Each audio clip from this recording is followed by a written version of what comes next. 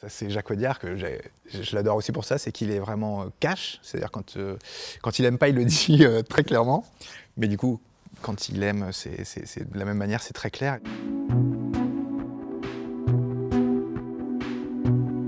Bonjour Erwan. Bonjour Erwan. Erwan Castex, plus connu sous votre nom de compositeur électro Rhône, pour Erwan, hein, Rhône. Vous avez 41 ans.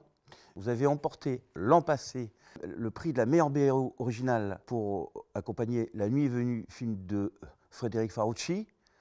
Et vous concourez encore cette année au César pour la BO du film Les Olympiades de Jacques Audiard. D'abord, bravo. Merci. Ensuite, il semblerait que vos liens avec le cinéma soient très anciens. Ouais, puisque j'ai fait des études de cinéma. En fait, après le bac, j'ai fait 4 années à la fac de Censier-de-Menton. C'est donc une université qui propose des cours de cinéma très théoriques. Aucune caméra, pas de pratique, pas de technique, malheureusement. Mais enfin, moi, c'est des études qui m'ont passionné, en fait. Mais voilà, très théorique, écriture de scénario, histoire du cinéma. Puis c'est un peu plus large, c'est aussi histoire de l'art et tout ça. Mais c'est des années qui m'ont vachement nourri, enrichi, même pour la musique, je dirais, alors qu'on étudiait surtout l'image. Et donc oui, le cinéma, c'est quelque chose qui compte pour moi beaucoup. C'est un domaine dans lequel je pensais travailler en fait pendant longtemps. Et puis la musique a pris le dessus. La musique a pris le dessus.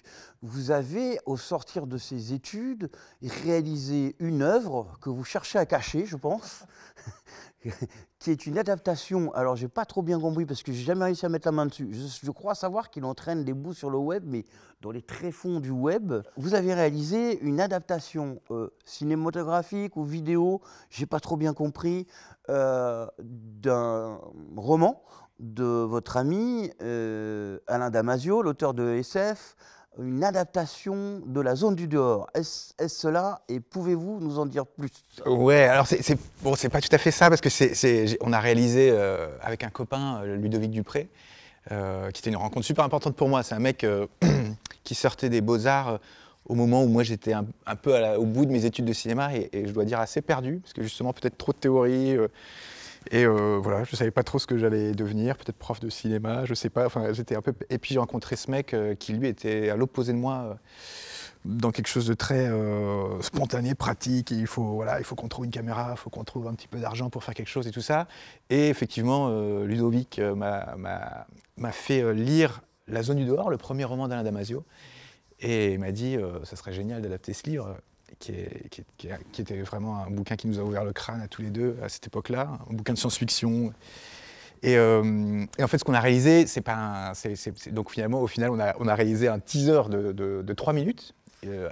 C'était plus une expérimentation puisqu'on essayait d'obtenir des financements pour pouvoir faire un film, une adaptation, et donc de montrer ce qu'on voulait faire. Et donc c'est parce que il s'agissait quand même de filmer des vrais acteurs sur fond vert pour les intégrer dans un décor 3D, mais voilà, on était deux, et donc on s'est mis on a appris à faire de la 3D, on a repeint un studio en verre, on a filmé quelques potes, enfin donc c'est vraiment du bricolage, mais n'empêche que c'est peut-être une des périodes d'abord les plus importantes de ma vie, où j'ai pris le plus de plaisir.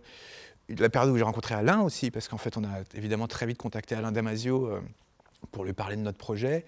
Et lui, qui était aussi fou que nous, il croyait autant que nous, il était super enthousiaste, il nous a encouragés, il nous a aidés un peu financièrement et tout ça. Et donc voilà. Mais ça ne l'a pas fait. Ça ne l'a pas fait, non, le résultat était pas... Ça a quand même débauché sur votre premier morceau, en tout cas publié, qui s'appelle Bora, ouais. Avec Alain Damasio. Exactement, mais c'est un morceau que j'ai composé vraiment dans cette période-là où c'était sur 24 heures, c'était 22 heures de travail sur ce projet. On travaillait comme des dingues sur ce projet de film. Et puis, quand j'en pouvais plus, je prenais un peu une bulle d'air, une récréation, c'était faire de la musique, que je faisais déjà. Je faisais de la musique depuis longtemps, mais sans aucune ambition. C'était vraiment juste comme un exutoire ou pour le plaisir. Et il y avait effectivement... cet enregistrement d'Alain Damasio que j'avais récupéré. Alain Damasio m'a confié qu'il avait enregistré cette cassette en descendant en mobilette de la montagne en Corse, où il s'était retiré. Et après avoir appris, 2 jours après l'événement, la disparition, le suicide de Guy Debord, le situationniste.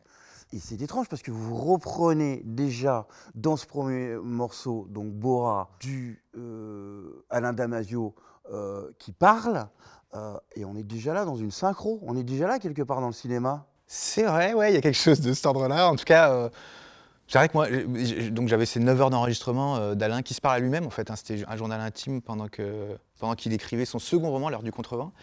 Et donc, effectivement, c'était une voix, mais plein d'images, parce que c'est un écrivain qui parle du livre qu'il est en train d'écrire, tout ça. Donc déjà, voilà, plein d'images en tête et tout ça. Et puis, il y a ce petit passage que j'ai utilisé qui me parlait beaucoup. Et effectivement, il y a ce côté, comment la voix fusionne avec la musique que je suis en train de composer, tout ça. Il y a c'est peut-être une alchimie qu'on peut trouver aussi dans le rapport de musique à l'image, au cinéma et tout ça.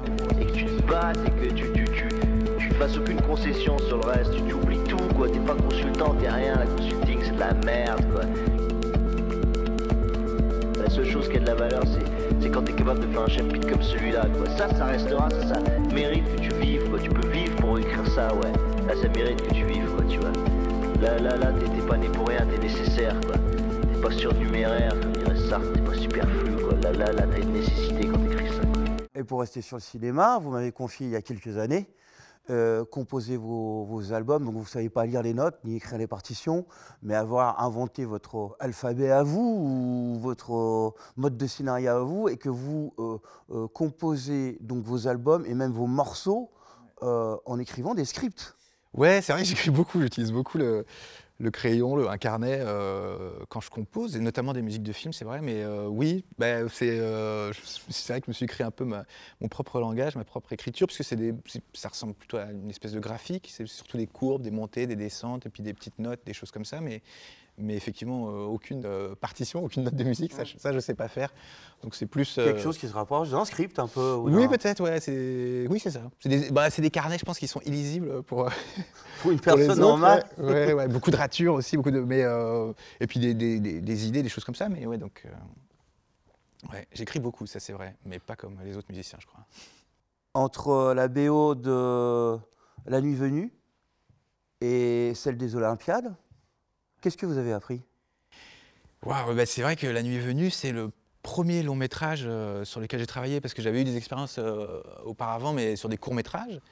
Et en fait, j'ai vraiment l'impression d'avoir fait mes armes sur les courts métrages. Je pense à ceux de Vladimir Mavunyakuka, qui est un pote d'enfance, qu'on était dans la même classe à 14 ans, et qui fait des super films d'animation, tout ça. Et ouais, au début, il y avait ce truc entre nous. Le premier clip que j'ai sorti sur le premier album, je lui ai demandé de me faire un petit clip. Et puis lui, son premier court-métrage, il m'a demandé de le mettre en musique. Et pendant des années, comme ça, on s'est... Donc il y a un apprentissage un peu à la BO via ces clips. Exactement. Ouais, on a vachement appris tous les deux avec Vladimir. Et mais voilà, ça restait des courts-métrages. Donc souvent, c'était même juste un morceau de musique, quoi. Ou parfois des tout petits morceaux. Là, tout d'un coup, La Nuit Venue, c'était un vrai long métrage, donc avec plein de thèmes et tout ça. Ça, c'était assez nouveau. C'était comment travailler, comment développer un thème pour en faire des variations, qu'il y ait une cohérence tout le long du film. Et peut-être que c'est ça, c'est la longueur, la différence évidemment entre le court-métrage et le long-métrage, c'est quel est le mot? C'est pas l'endurance, mais comment tenir sur la longueur, quoi. Alors, il y a quelque chose d'assez particulier, je pense, parce qu'il me semble que Frédéric Farucci a quand même eu au départ, enfin même avant d'avoir trouvé des financements pour son film, savait qu'il allait vous intégrer dans son film, Ouais. et que même il avait déjà des idées de plans avec certains de vos morceaux déjà écrits. Ouais. J'ai eu vachement de chance parce que, en fait, c'est moi qui manque parfois un peu de confiance en moi. Voilà, tout d'un coup, il y a ce Frédéric Farucci, ce mec que je connaissais pas du tout, qui me contacte et qui avait pas fait grand-chose dans le cinéma avant. Donc, je regardais un peu sur Google qui est ce mec. Et il n'y avait pas beaucoup d'informations sur lui, mais je l'ai rencontré. D'abord, je l'ai trouvé passionnant. Il parlait hyper bien de son projet. Il m'a donné son scénario que j'ai trouvé vraiment hyper intéressant. Et puis, il était assez fan de mon travail. Il connaissait bien mon travail. Et donc, tout de suite, il me parlait des morceaux qui l'intéressaient dans ma discographie, pourquoi, etc. Et ça m'a mis en confiance. Je me suis dit, voilà, un mec qui il aime bien ma musique, donc a priori je peux pas me planter. Voilà. Et puis effectivement, il y avait dans son scénario, j'étais déjà présent, il y avait une scène de concert, dans laquelle je devais apparaître et tout ça. Donc voilà, j'étais déjà présent avant même de commencer à travailler dessus. C'est un confort. Ouais, exactement. D'une certaine manière, ouais. Et puis voilà. Non, mais encore une fois, moi, ce qui m'a vraiment intéressé, c'était le scénario quand même, parce que tout de suite, je me rendais compte que c'était un film qui avait laissé beaucoup de place à la musique, parce qu'il y a finalement assez peu de dialogue. C'est un film très atmosphérique. Le personnage principal est un clandestin chinois qui parle à peine, et donc beaucoup de plans qu'il faut remplir de musique parce que très peu de dialogue et tout ça. Et ça me plaisait beaucoup. Et puis le scénario était hyper bien ficelé, tout ça. J'avais reçu pas mal de propositions avant pour des longs métrages. Et j'étais toujours tenté parce que vraiment il y avait cette envie de faire des musiques de films. Mais vraiment je prenais ça très à cœur et je me disais il faut vraiment que je me lance sur un projet qui me... Donc on peut dire que Frédéric Farucci vous a sérieusement mis le pied à l'étrier, vous avez mis confiance. Ouais, c'est une confiance mutuelle parce que je me souviens quand il m'a contacté, effectivement, il n'avait pas de prod, pas de financement, un peu comme moi quand j'essayais d'adapter Alain Damasio, tu vois. Et puis moi je lui ai dit je suis super chaud, mais il a fallu, je crois qu'il est revenu me voir peut-être 3 ou 4 ans après, le temps qu'il trouve une prod, et voilà. Et par contre tout d'un coup ça allait super vite. Il est revenu 3 ou 4 ans après et tout d'un coup il m'a dit voilà on tourne le mois prochain. Vous avez 15 jours. Et c'était presque ça, ouais, c'était 2 mois. La nuit venue,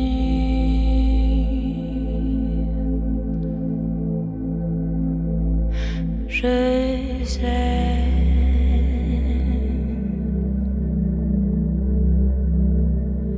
que je vais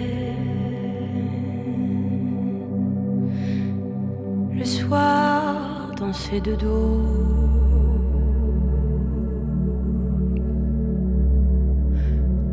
La nuit venue,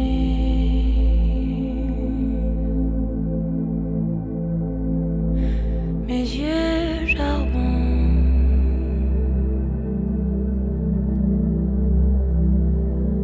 Garde mon corps,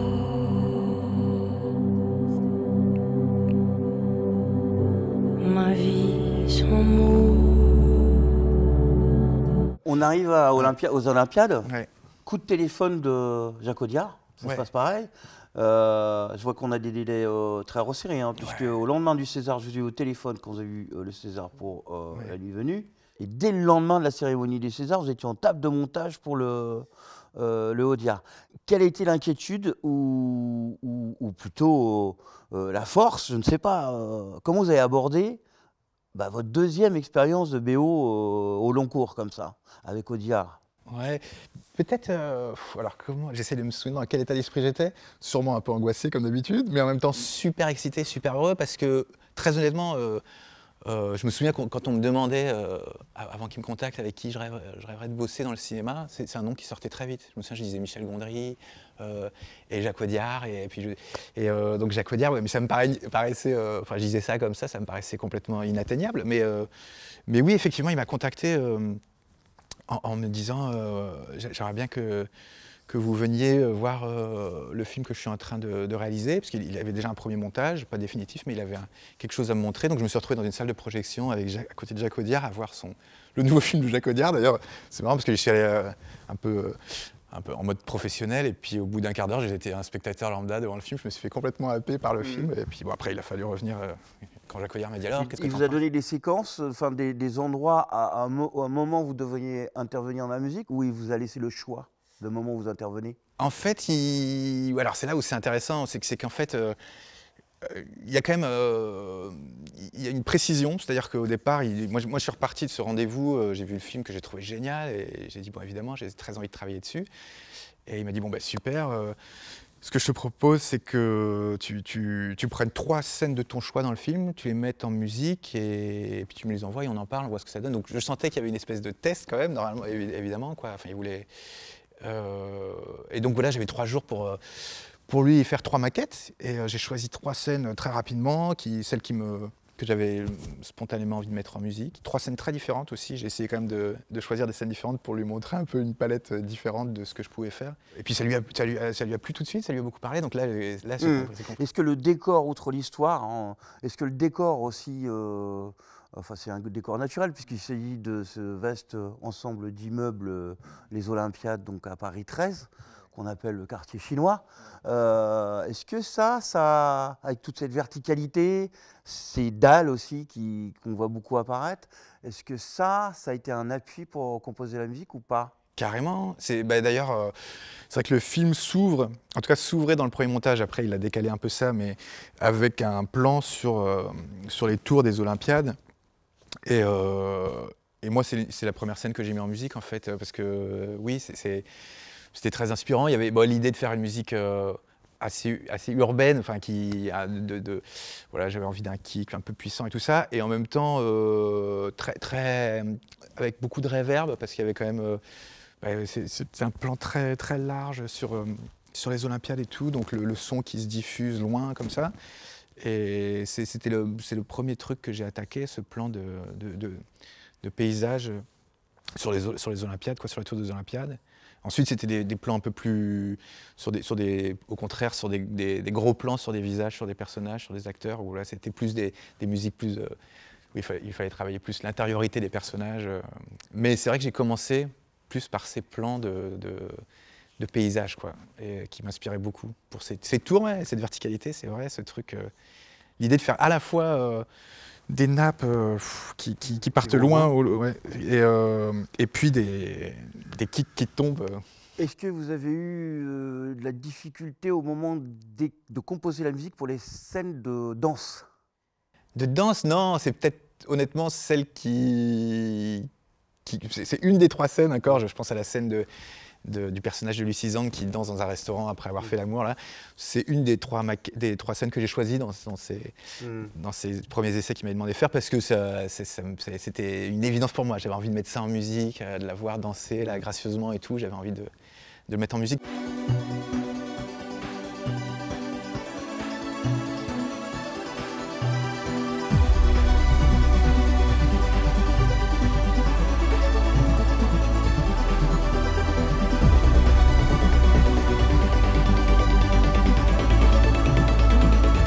Alors, dites-nous sur la 3e maquette, alors, vous avez fait. 3e maquette, ouais.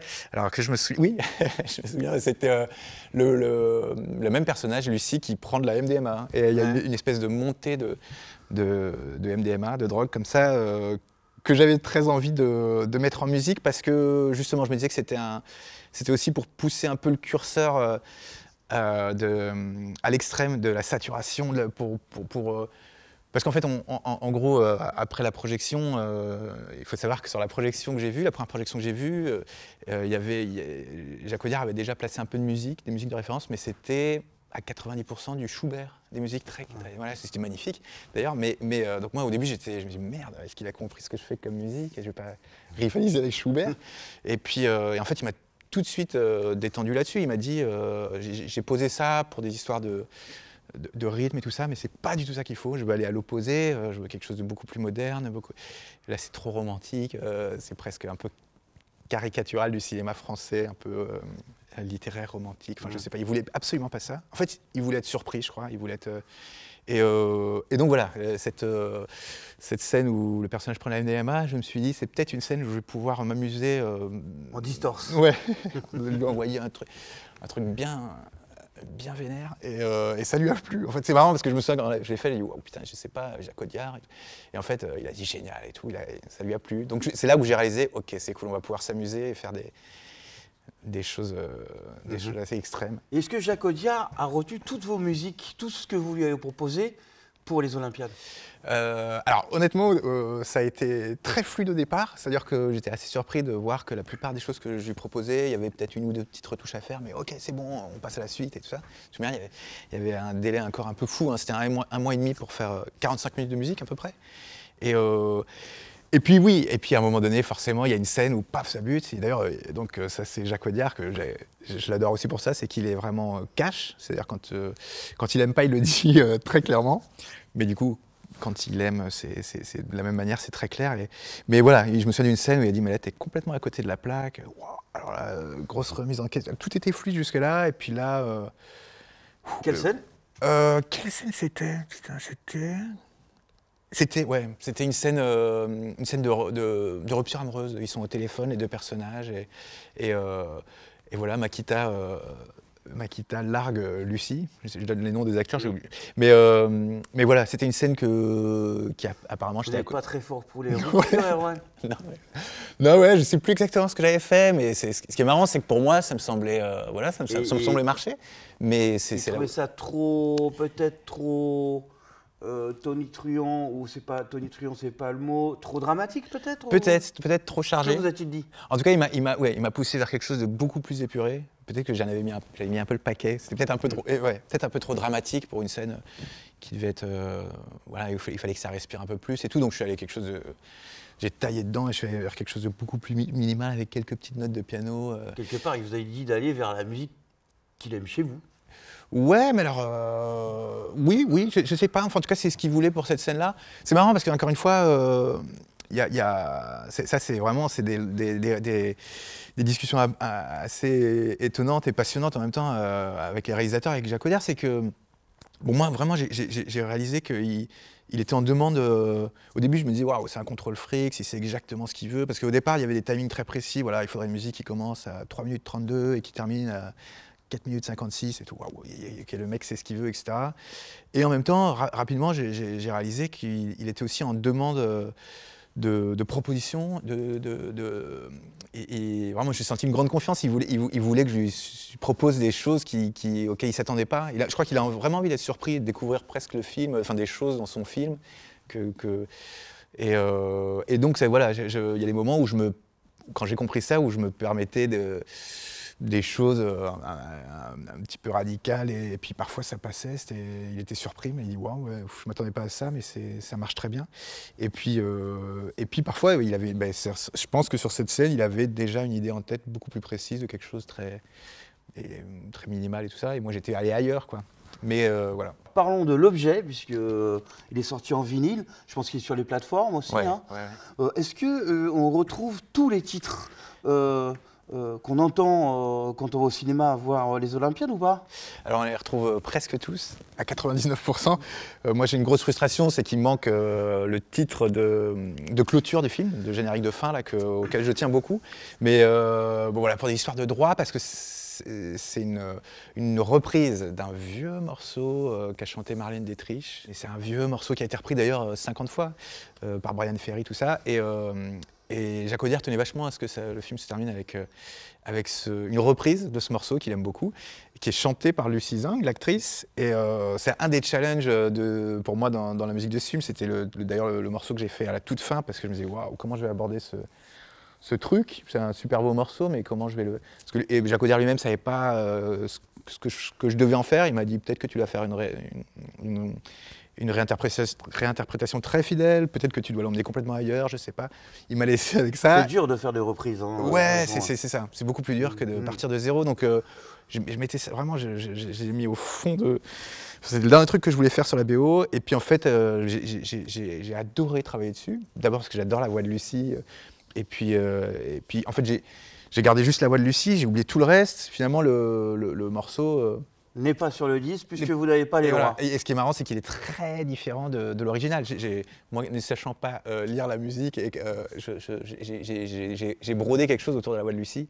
Donc il est très différent de l'original. Mais effectivement, les ayants droit... On l'entend au cinéma. Oui, on l'entend au cinéma. Donc il faut voir le film pour voilà, exactement.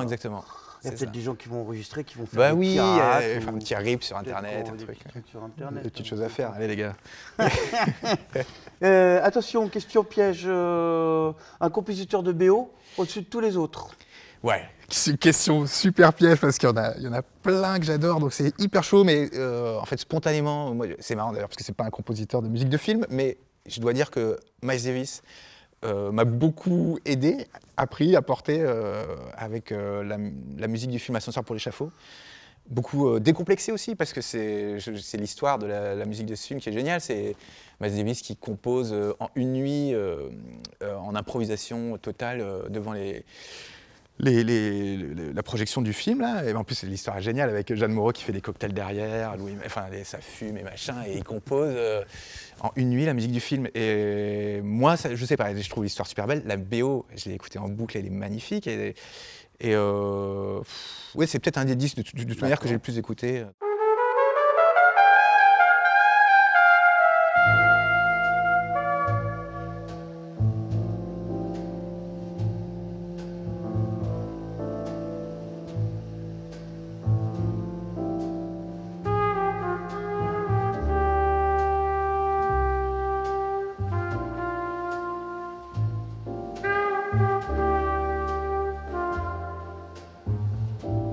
Une BO réalisée par un autre que vous auriez aimé réaliser.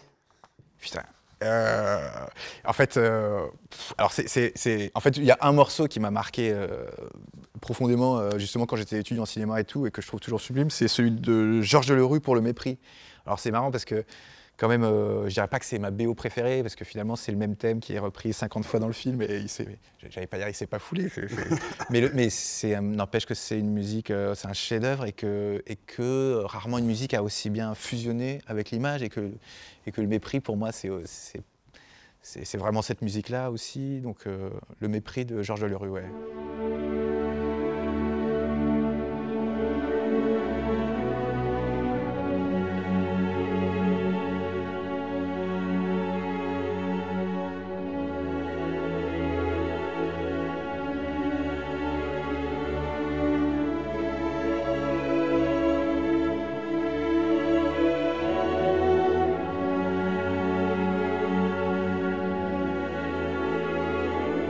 Qu'est-ce qui vous reste à accomplir comme BO Qu'est-ce que vous allez faire dans les semaines, les mois prochains en relation avec le cinéma? Ouais, ouais, voilà, il y a un truc un peu fou, c'est donc le collectif La Horde avec qui La Horde, ouais. avec qui j'ai créé un spectacle de danse avec qui s'appelle Room with a View, et donc qu'on va reprendre au Châtelet en septembre 2022. Là, je suis trop content parce que comme tout le monde, on en a un peu chié avec la pandémie, et que toute la tournée qu'on devait faire a été annulée.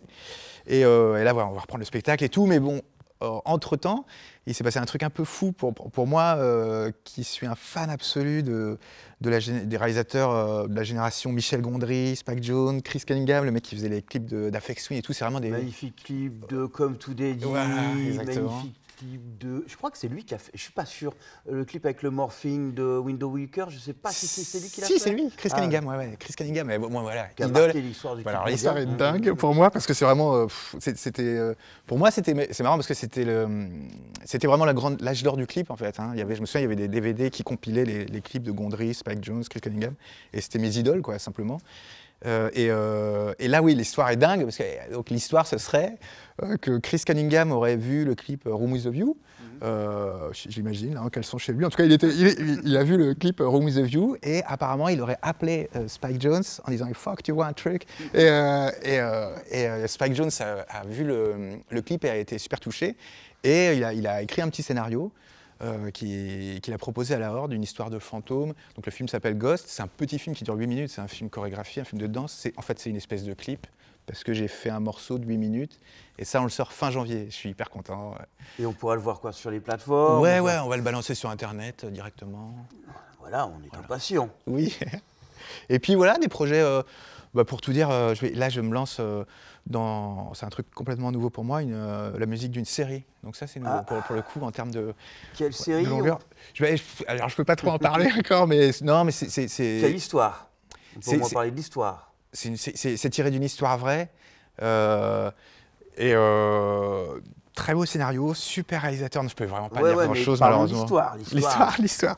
Non, l'histoire, ce qui est génial, c'est que c'est une histoire donc tirée d'une histoire vraie, une adaptation d'une enquête d'un journaliste de Mediapart, et donc en gros une espèce de gros polar qui mélange plein de personnages de différentes couches de la société. Ça va de petits gars de banlieue à des traders de bourse et tout ça se mélange.